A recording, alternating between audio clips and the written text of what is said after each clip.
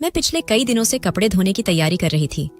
मेरे पति उस समय घर पर नहीं थे, तो मैंने खुद ही हिम्मत की और वॉशिंग मशीन चला दी। मेरी सासू माँ काफी कठोर स्वभाव की और कठोर दिल वाली औरत थी। वह मुझे घर का काम निपटाए बिना 2 पल चैन से बैठने भी नहीं देती थी। उस समय भी मैं जल्दी जल्दी काम पूरा करना चाह रही थी कि एक बार फिर बारिश शुरू हो गई, मगर मैं काम खत्म करने में देर कर रही थी। सर्दी के कारण अगले दिन मेरी तबीयत खराब हो गई थी। मैंने माहिर जी से कहा कि आज मुझ में ताकत नहीं है कि मैं काम कर सकूं, नाश्ता बाहर से ले आइए। मेरे पति चुपचाप बाहर चले गए थे। उनके जाने के बाद सासू माँ की तरफ से मुझे बुलावा आ गया कि मैंने नाश्ता बनाने में इतनी देर क्यों कर दी। मैंने अपनी बेटी के हाथ सासू माँ को सफाई भिजवाई। खुद जाकर उनका भाषण सुनने का मेरा बिल्कुल मन नहीं था, मगर सासू माँ ने इस बात को अपनी बेइज्जती समझ लिया और घुटनों को पकड़ती हुई हांफती कांपती मेरे कमरे में चली आईं। ए अंजलि, तू किस बात पर घमंड दिखा रही है? तू जानती है ना कि मुझे समय पर नाश्ता करना पसंद है, मगर तूने तो आज रसोई में झांक कर भी नहीं देखा। तू मुझे यह जताना चाहती है कि मैंने तेरे साथ बहुत जुल्म किया है? अरे इतना काम तो सामान्य घरों की लड़कियों को करने की आदत होती है। चल जल्दी से नाश्ता बना दे। तू चाहती है कि मेरा सुनील भूखा ऑफिस चला जाए? सासू माँ चिल्ला चिल्लाकर आदेश देती जा रही थी। मुझे इस बात पर बहुत दुख हुआ। सुनील भैया का ध्यान रखना मेरी जिम्मेदारी तो नहीं थी। उनकी पत्नी काजल देर तक सोती और फिर रानी की तरह नाश्ता करते ही घर से निकल जाती थी। उसको कभी सासू माँ ने कुछ नहीं कहा, क्योंकि वह अमीर घर की लड़की थी और सासू माँ की बहन की बेटी भी थी, इसलिए उसको किसी भी काम के लिए कोई कुछ नहीं कहता था। मेरे पिताजी साधारण से कर्मचारी थे और मेरा पहले से उनका कोई रिश्ता भी नहीं था, इसीलिए मुझे बार बार मेरी औकात याद दिलाई जाती थी। मैं हर समय यही सोचती रहती थी और दिमाग में जहर भरता जा रहा था। मैंने भी आखिर कह ही दिया, सासू माँ, काजल है ना, अपने पति का ख्याल रखने के लिए। मेरी तबीयत कल बरसती बारिश में कपड़े धोने की वजह से खराब हो गई है। मेरे इतना कहने की देर थी कि बड़ी बी ने जो डांट लगाई, माहिर जी ने आकर किसी तरह मामला शांत किया, मगर सासू माँ ने मेरे पति को खूब बातें सुना दी। जाने वह मेरे साथ साथ अपने बेटे को भी स्नेह की नजरों से नहीं देखती थी। कुछ तो ऐसा था जो मैं जानती नहीं थी। मेरे पति का भी अपनी माँ से व्यवहार बहुत अजीब सा था, मगर वह मुझे कभी सासू माँ के खिलाफ एक शब्द भी बोलने की इजाजत नहीं देते थे। मगर कभी अपनी माँ के पास 2 पल बैठना, उनकी तबीयत पूछना, कभी प्यार से अपनापन दिखाना, ऐसा कुछ भी नहीं करते थे। उनके बीच एक अजनबीपन की दीवार थी। ऐसा ही सुनील भैया के साथ भी था। मेरे पति अपनी माँ और छोटे भाई से दूर अकेले रहते थे। मैंने 1-2 बार जानना चाहा तो पति ने मुझे सख्ती से रोक दिया कि फालतू बातों पर बहस मत किया करो। यह सुनकर मैं चुप हो गई। फिर अचानक एक दिन सासू माँ को लकवा हो गया। उनकी हालत बहुत खराब थी। बोलचाल तो किसी हद तक ठीक थी, मगर शरीर पूरा बेकार हो गया और वे बिस्तर पर पड़ी रहीं। मैं पहले ही घर के कामों से बहुत परेशान थी। ऊपर से मेरे यहाँ बच्चा भी जन्म लेने वाला था और अब सासू माँ की सेवा करना एक नई मुश्किल बन गई थी। मेरे मायके वालों ने मुझे सलाह दी कि इस बुजुर्ग औरत को वृद्धाश्रम में भर्ती करवा दो। अब क्या सिर का दर्द पालना। काजल ने भी अपने पति को यही सलाह दी। अब मासी जी का ख्याल कौन रखेगा? तुम उन्हें वृद्धाश्रम में ही छोड़ाओ ताकि उनकी देखभाल ठीक से हो सके। मैं अपनी सामान्य जिंदगी को जारी रखूंगी।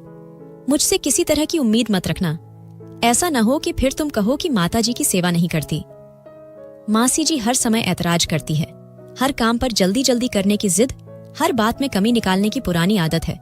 यह सब अंजलि सहन कर सकती है, मैं नहीं। उसके इस शोर मचाने पर सुनील भैया भी शायद तैयार हो चुके थे। यह सब तो अभी अपने तक ही रखा हुआ था। किसी दिन माताजी के सामने भी शायद यही बात कही जाती। अभी तो काजल माताजी से बहुत प्रेम जताती, उनके पास थोड़ी देर फुर्सत में बैठती, उन्हें डॉक्टर के पास लेकर जाती, और मैं यह दोहरा चेहरा देखकर हैरान रह जाती थी।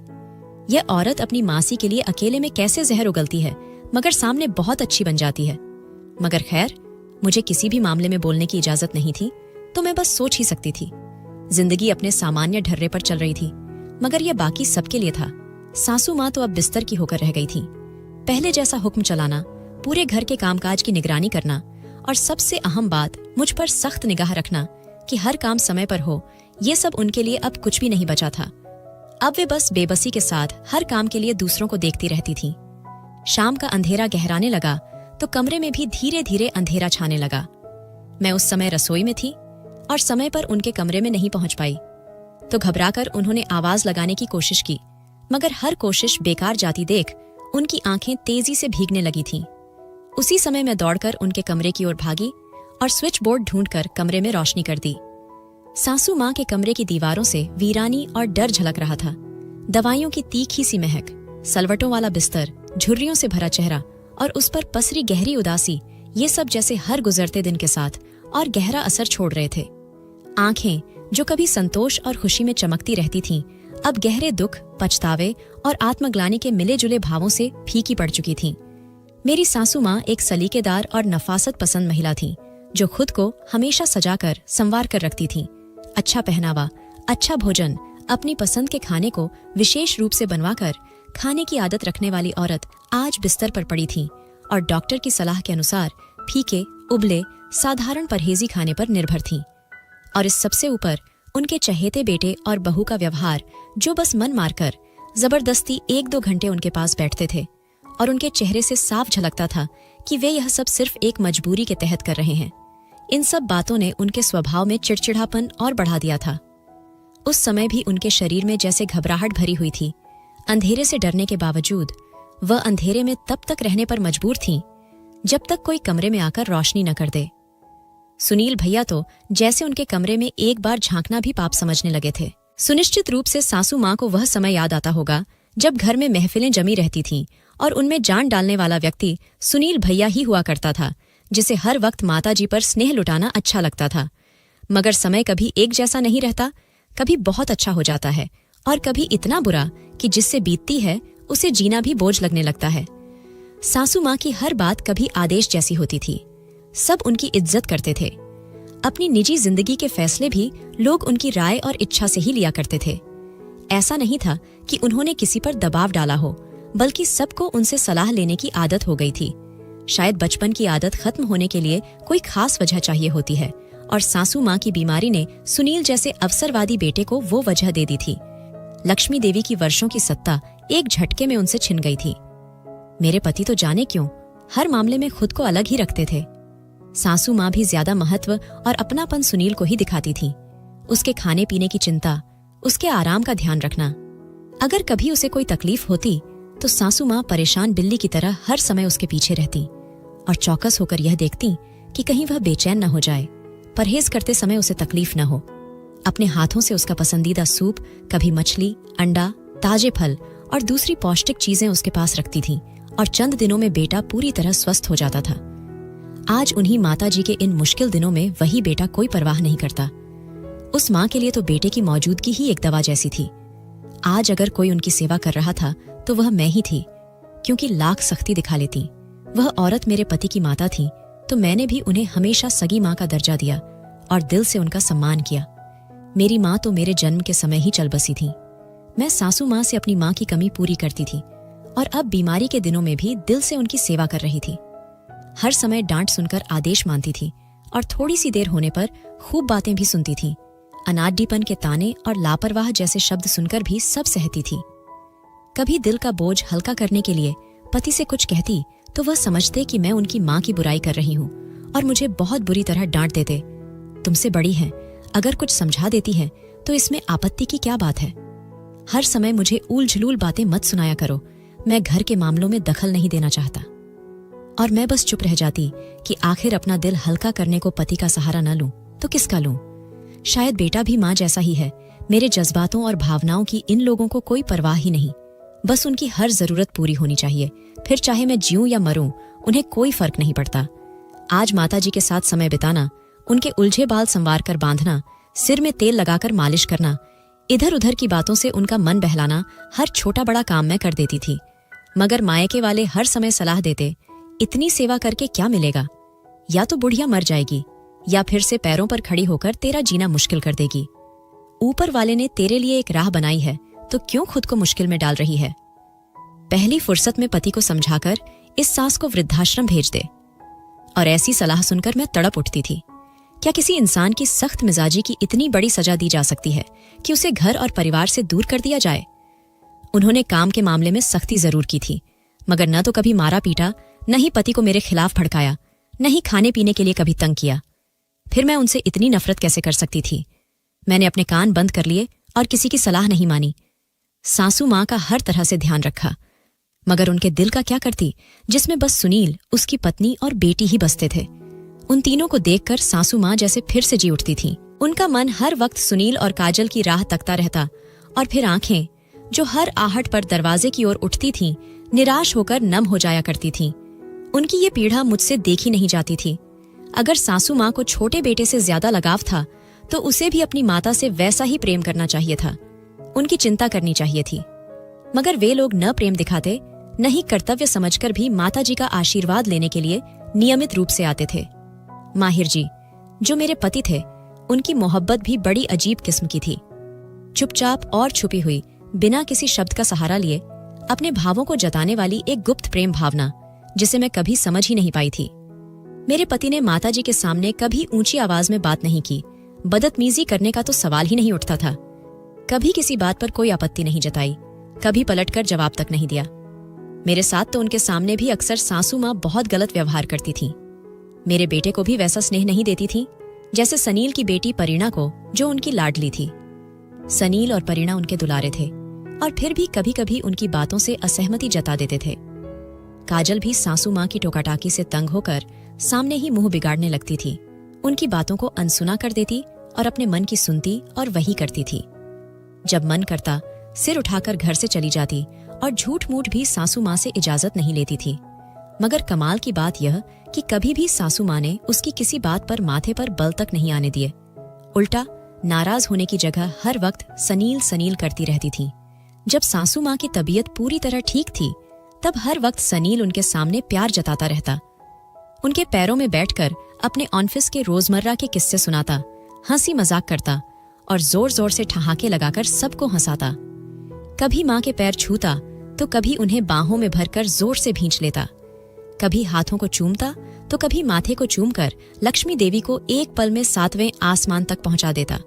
और दूर बैठकर चुपचाप ये सारे दृश्य देखने वाले मेरे पति की आंखों में एक अजीब सी प्यास, ईर्ष्या और उलझन के मिले जुले भाव देखकर मैं बहुत परेशान हो जाती थी।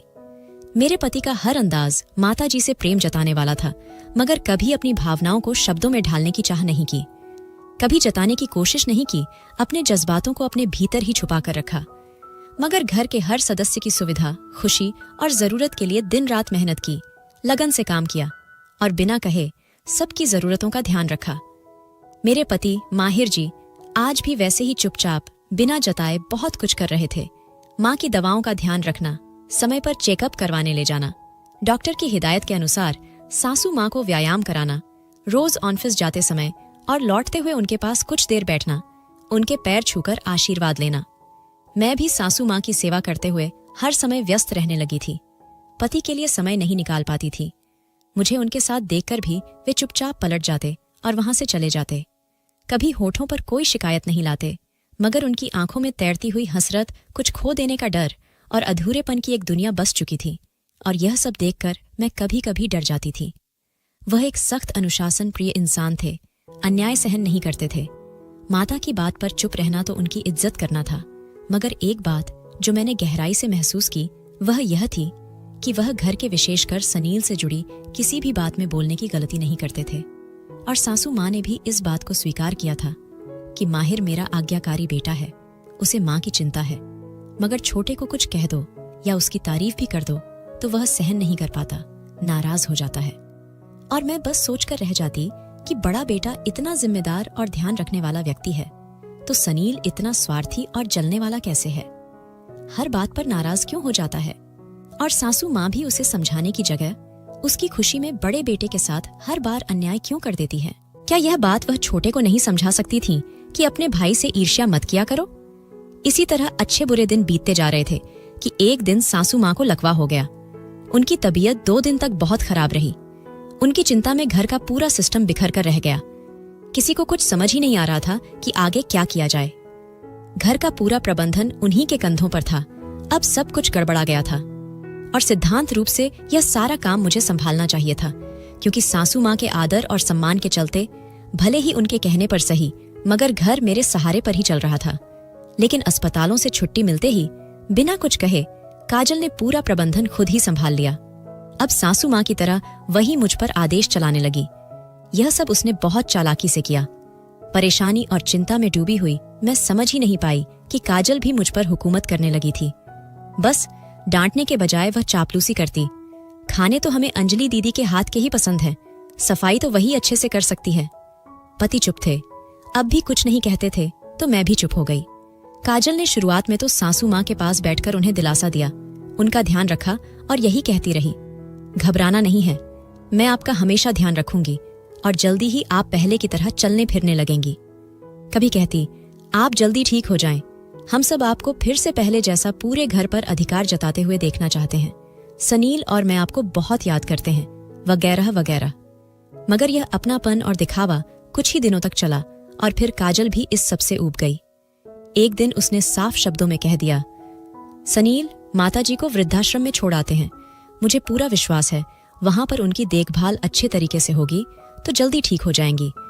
यहाँ तो कोई इतना जानकार भी नहीं है, किसी को क्या पता कि इस हालत में कैसे सावधानी बरतनी है और कैसी व्यायाम करानी है। माताजी की तबीयत लगातार बिगड़ती जा रही है, हमें किसी अनुभवी डॉक्टर का भी प्रबंध कर देना चाहिए। इस दौरान हम भी समय निकालकर हर दूसरे दिन माताजी के पास जाया करेंगे तो उनका मन भी लगा रहेगा। काजल ने अपनी राय रखते हुए अपने पति की सहमति चाही तो वह भी कहने लगा, हाँ, यह अच्छी बात है, मुझे भी माताजी की बहुत चिंता रहती है। हमारे पास समय ही नहीं होता कि उन पर पूरी निगरानी के साथ इलाज और दवाइयों की जिम्मेदारी निभा सकें। और अंजलि दीदी को भी शायद ज्यादा जानकारी न हो कि ऐसे रोगी की देखभाल कैसे होनी चाहिए और कितनी सावधानी जरूरी होती है।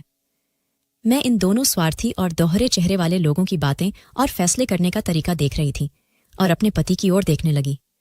मुझे पूरा विश्वास था कि आज सनील को मेरे पति बिल्कुल नहीं छोड़ेंगे और उसे अच्छी तरह समझा देंगे, मगर वह तो आज इतने नाजुक मौके पर भी चुपचाप सिर झुकाकर एक ओर हट गए, जैसे उन्हें इस पूरे मामले से कोई लेना देना ही नहीं हो कि कौन क्या फैसला ले रहा है।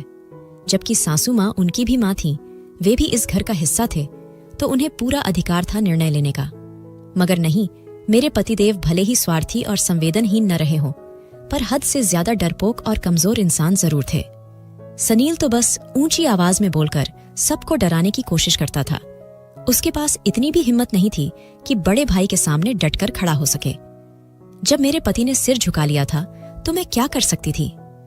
मैंने माहिर जी को बहुत समझाने की कोशिश की, मगर वे भी शायद अब अंदर से सुन्न हो चुके थे। अब मैंने निराशा की स्थिति में अपनी सासू माँ की ओर देखा, जिनकी किस्मत का फैसला उनके सामने ही किया जा रहा था, यह जानते हुए भी कि उनके कान बिल्कुल ठीक हैं। एक समय था जब वे इस पूरे घर की रानी थीं, और आज इसी घर में उनके लिए कोई जगह नहीं रह गई थी। उनकी आंखें भीग चुकी थीं और दुख और अविश्वास के साथ अपने लिए तय किए गए ठिकाने को सुनकर बहुत परेशान हो रही थीं। यह सब देखकर मेरा मन बहुत बेचैन हो गया। जाने कैसे उस समय मुझ में इतनी हिम्मत आई कि मैंने अपने पति के बार बार मना करने के बावजूद यह बात कह ही दी। सासू माँ का ध्यान मैं रख सकती हूँ, उनकी दवाइयां मैंने कभी नहीं छोड़ी और न ही कोई लापरवाही की है। ये माँ है, क्या ऐसे ही उन्हें एक बोझ समझकर अपने सिर से उतार कर फेंक देंगे? क्या आप लोगों के बचपन में सासू माँ ने भी ऐसा किया था कि यह बच्चा ज्यादा परेशान करता है तो इसे किसी अनाथालय में दाखिल करवा देते हैं? नहीं, उन्होंने माँ होने का फर्ज निभाया है। तो आज जब उन्हें हमारी जरूरत है, हम कैसे उन्हें बेसहारा बुजुर्गों के बीच छोड़ आएं? उनसे किसी ने पूछा है कि वे क्या चाहती हैं? वे अपना घर, अपनी दुनिया छोड़कर कभी नहीं जाना चाहेंगी, जहां उनके सुनहरे दिनों की यादें और उनके बच्चों की आवाजें बसी हुई हैं। यही सब तो उनका सहारा है। अगर यह भी छीन लिया तो शायद माताजी जीते जी मर जाएंगी। सनील मेरी बात पर शर्मिंदा हो गया था और बाकी सब भी एकदम सन्न रह गए थे। कुछ क्षणों के लिए कमरे में भारी चुप्पी छा गई थी। फिर धीरे धीरे सनील भैया, उनकी पत्नी और माहिर जी भी कमरे से बाहर चले गए। सासू माँ की आंखों से 2 आंसू की बूंदें बहकर तकिए में समा गईं। अब मेरे फैसले पर किसी ने कोई आपत्ति नहीं की, और करता भी कैसे? पिछले 2 हफ्तों से मैं ही घर के काम के साथ साथ अंजलि की आवाजें सुनती आ रही थी और सासू माँ की सेवा भी पूरी तन्मयता से वही कर रही थी। फिर अब अगर मैं पूरी तरह से यह जिम्मेदारी अपने कंधों पर ले लेती तो किसी को क्या आपत्ति होनी थी, या क्या फर्क पड़ता सिवाय अंजलि के, जिसने इस घर में ही सब काम फुर्ती से करना सीखा था। अब मैं हर रोज सुबह अंधेरे में सबसे पहले माताजी के कमरे में पहुंचती पानी गर्म करती, सासू माँ का मुंह हाथ तौलिए से साफ करती, उनके कपड़े बदलती, माहिर जी की मदद से बिस्तर की चादर बदलती, पूरे कमरे की सफाई करती, और फिर सूप तैयार होते ही सबसे पहले सासू माँ को नाश्ता करवाती, फिर घर के दूसरे कामों में लग जाती थी और समय समय पर सासू माँ के कमरे में झांककर उनकी निगरानी करती रहती कि कहीं वे आवाज तो नहीं दे रही या कोई जरूरत तो नहीं पड़ गई है। रात में खाना माहिर जी बाहर से लाने लगे थे और सनील भैया अपनी पत्नी और बेटी के साथ बाहर जाकर खाना खा रहे थे। इस दौरान मैं भी सासू माँ के शरीर पर तेल की मालिश करती, उन्हें व्यायाम करवाती, उनके सिरहाने बैठकर दिन भर की बातें सुनाती और छोटी छोटी निरर्थक सी बातें करते हुए उनका मन बहलाती थी।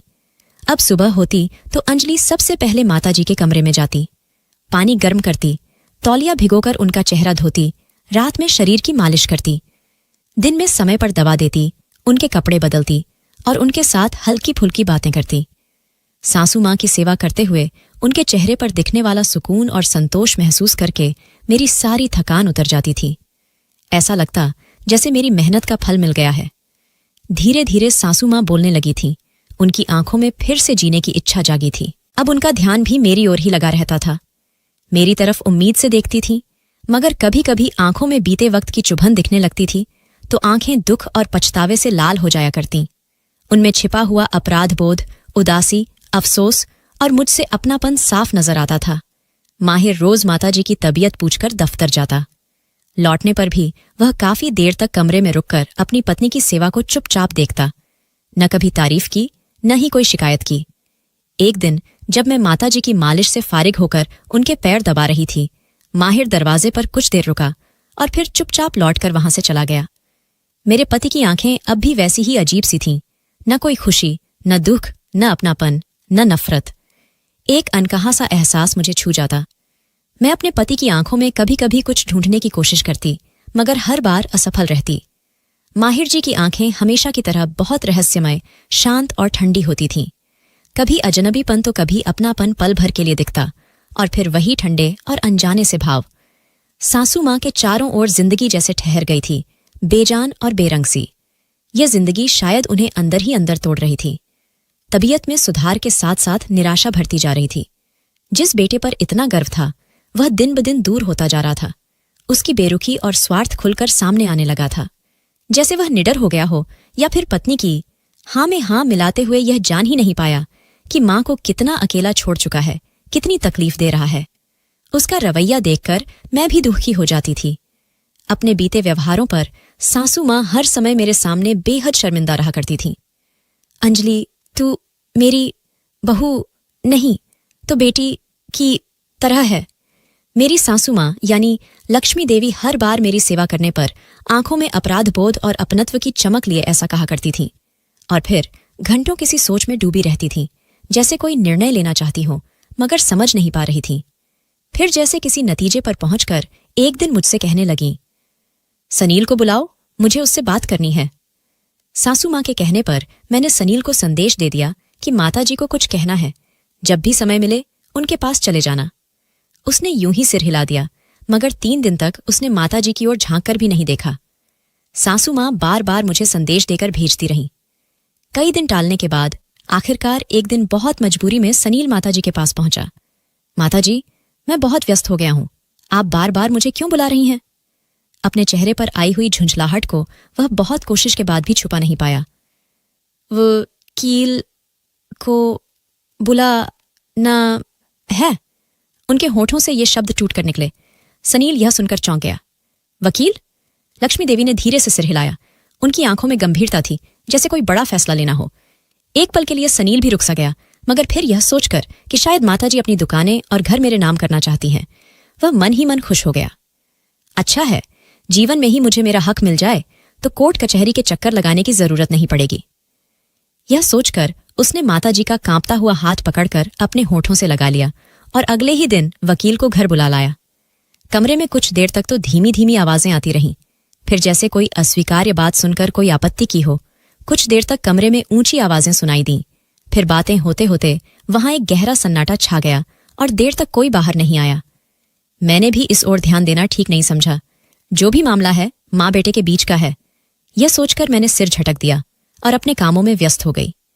एक सुनहरी सुबह मैं नाश्ता कर रही थी कि सनील भैया के मोबाइल पर किसी का संदेश आया, जिसे पढ़कर उसके चेहरे पर खुशी और जीत की चमक उभर आई थी। कागजात तैयार हैं, दस्तखत हो जाएं तो सब कुछ बिल्कुल ठीक हो जाएगा। उसने मुस्कुराती हुई आंखों के साथ अपनी पत्नी को वकील का संदेश सुनाते हुए जैसे आंखों ही आंखों में कोई इशारे भी किए थे, मगर उस समय मुझे किसी बात का अंदाजा ही नहीं हुआ था। अगर मुझे जरा भी भनक होती तो शायद मैं वह सब कुछ कभी होने ही न देती। अपना अधिकार छोड़ना या अन्याय पर चुप रह जाना मूर्खता के सिवा कुछ नहीं होता। अगले ही दिन दोपहर के समय जब वकील साहब घर आए तो सनील भी वहीं पर मौजूद था। माताजी के सिरहाने खड़े होकर बहुत चिंता जाहिर करता, उनका सिर सहलाता, जैसे अब तक वही अपनी मां की देखभाल और सेवा में दिन रात लगा हुआ हो, और बाकी तो जैसे किसी को परवाह ही नहीं थी। मैं दवा के समय सासू मां के पास गई, उन्हें दवा दी और फिर अपने कमरे में लौट आई। और मेरे पति माहिर जी उस समय भी घर पर मौजूद नहीं थे और पहले भी कुछ दिनों से अलग थलग से थे। सासू मां के पास एक पल के लिए भी नहीं गए थे। वह एक बेहद भोला इंसान था जो 2 पल अपनी मां की इच्छा पर भी घर रुककर वकील से मिल नहीं पाया। शायद ऊपर वाले को भी यही मंजूर था कि सब कुछ सनील की मर्जी और चाहत के मुताबिक होता चला गया। सनील ने बड़ी चालाकी से वसीयत को भी अपने काबू में ले लिया। सारे कागजातों पर दस्तखत भी करवा लिए और कमरे में झगड़ा होने की वजह क्या थी यह भी किसी दूसरे को नहीं बताया। एक बात जो इस वकील के आने और फिर सारे मामले सुलझा लिए जाने के बाद से अंजलि ने महसूस की, वह था सनील और काजल का बदला हुआ बर्ताव। उनके लहजे में अब रूखापन और घमंड था। अब सासू मां के बुलाने पर भी वे दोनों साफ मना कर देते कि वक्त नहीं है, माताजी को कहना कुछ नहीं होता, बस हर समय बुला लेती है, उनका तो बच्चों जैसा हाल हो गया है। ये शब्द बोलते हुए एक पल को भी वो दोनों शर्मिंदा नहीं हुए थे।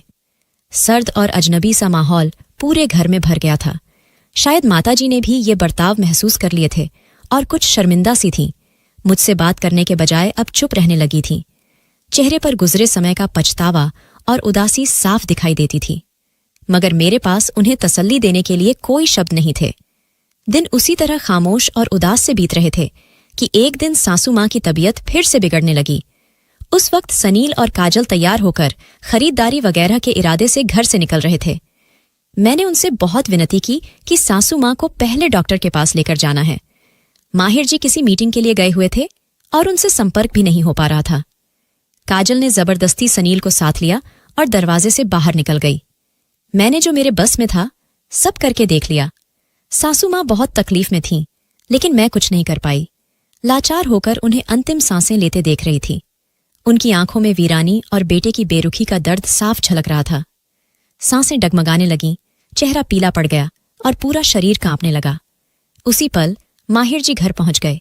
हमेशा की तरह माताजी के लिए ताज़ा फल और रात का खाना लिए हुए वो संतोष भरे मन से घर में दाखिल हुए, मगर कमरे के दरवाजे से भीतर कदम रखते ही माहौल कुछ बदला बदला सा लगा। सासू मां की हालत देखकर मुझसे इतना भी न हो सका कि पलट कर देख लेती कि दरवाजे पर आहट कैसी है। वो छोटे छोटे कदमों से बिस्तर के पास चले आए।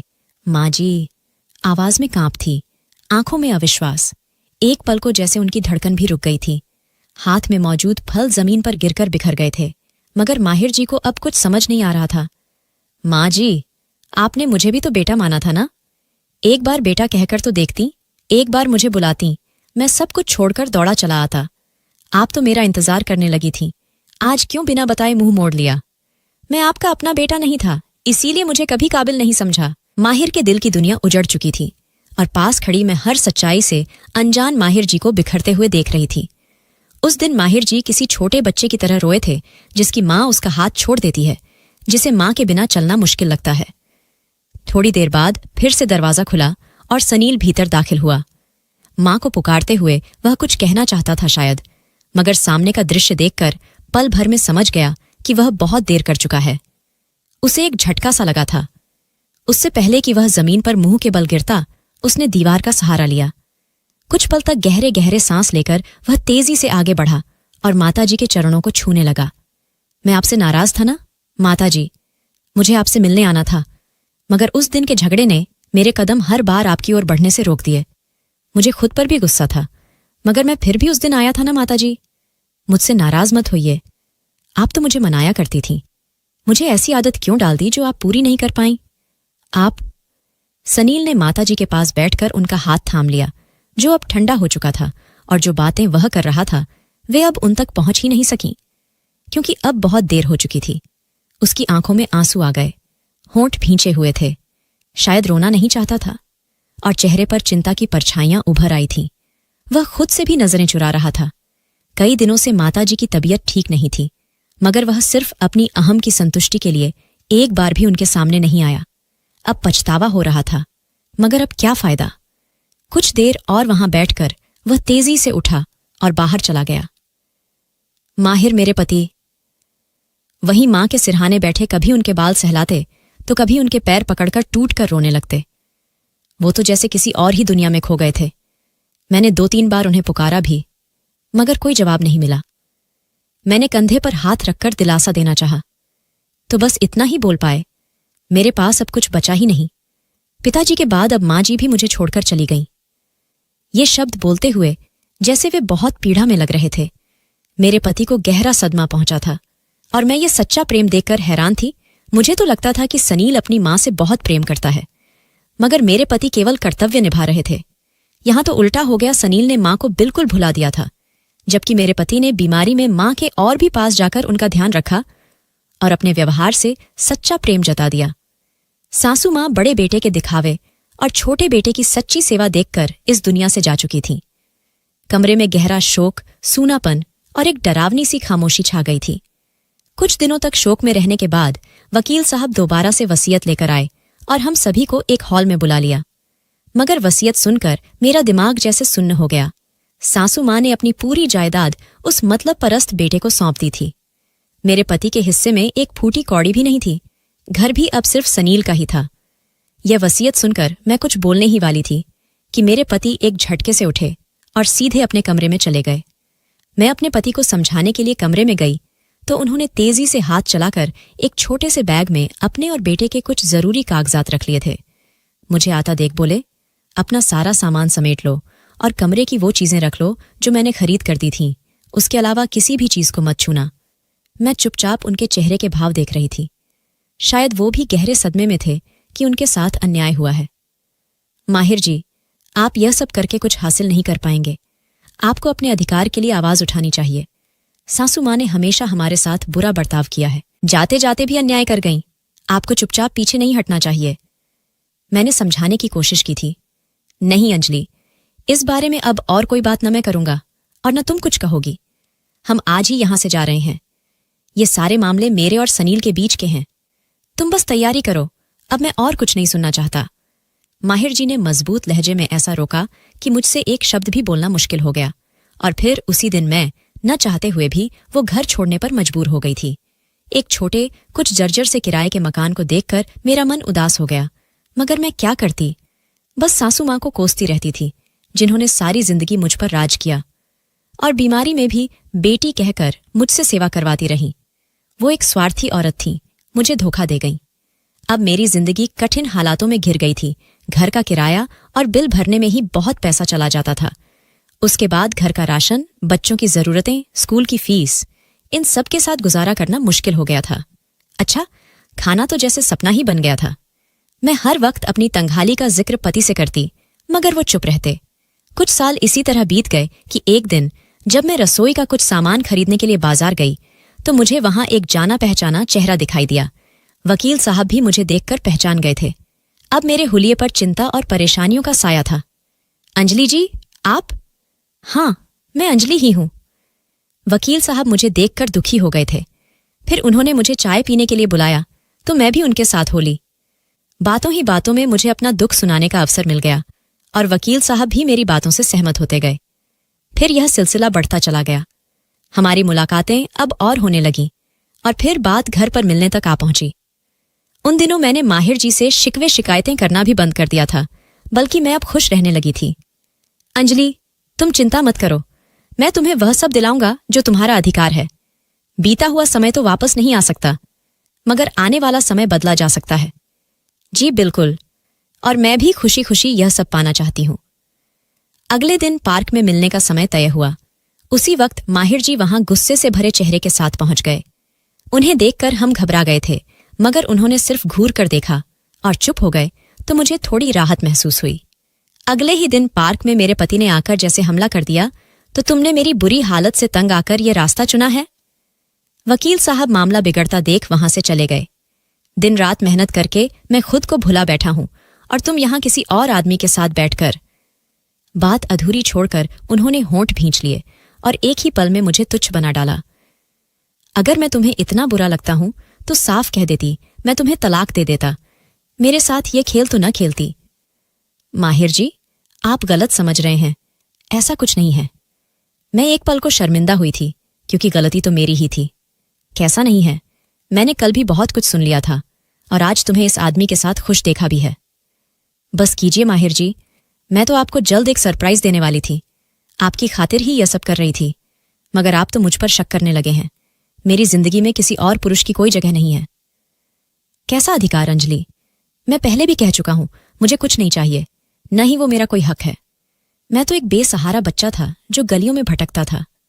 सनील के माता पिता ने मुझे गोद लेकर मुझ पर उपकार किया, मुझे खाना दिया, अच्छे कपड़े पहनाए, शिक्षा दिलवाई और अपने पैरों पर खड़ा होने लायक बनाया। वो मेरे उपकारी हैं, उन्हीं की वजह से मैं तुमसे विवाह कर पाया, वरना शायद आज भी किसी कोने में भीख मांग रहा होता या शायद अब तक मर चुका होता। वो सब तो पहले से ही सनील का है। यह सुनकर मैं हैरान रह गई थी। क्या यह भी एक सच्चाई हो सकती थी? मैंने कभी सोचा ही नहीं था। ठीक है, मैं यह नहीं जानती थी, मगर सासू मां ने मेरे साथ अन्याय नहीं किया था। मैं सनील से अपना अधिकार लेकर रहूंगी। सासू मां ने मेरी सेवा का प्रतिफल मुझे दिया था। अपनी संपत्ति का 30% हिस्सा उन्होंने मेरे नाम कर दिया था। इसी बात पर सनील ने उनसे झगड़ा भी किया और फिर जबरदस्ती वकील साहब से वसीयत भी बदलवा ली। तुम्हें यह सब कैसे पता चला? और यह आदमी कौन है जो तुमसे रोज मिलने आता है?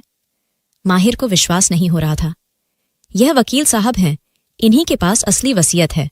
उस दिन बाजार में वकील साहब से मुलाकात हुई थी तो उन्होंने मुझे सब बताया और मेरा साथ देने का वादा भी किया। वकील तुम्हारा साथ क्यों दे रहा है? अगर पहले सनील का दिया था तो? माहिर जी सवालों पर सवाल करने लगे। वकील साहब मजबूर थे। आपने तो खामोशी अख्तियार कर ली थी, तो वो क्या कर सकते थे? अब जब मैंने अपना अधिकार पाने की इच्छा जताई है तो वकील साहब ने भी मेरा साथ देने का फैसला किया है। उनकी नीयत कभी भी गलत नहीं थी। कभी वकील साहब ने मुझसे इस काम के अलावा कोई बात नहीं की, इसलिए मैं भी चुपचाप सब कर रही थी।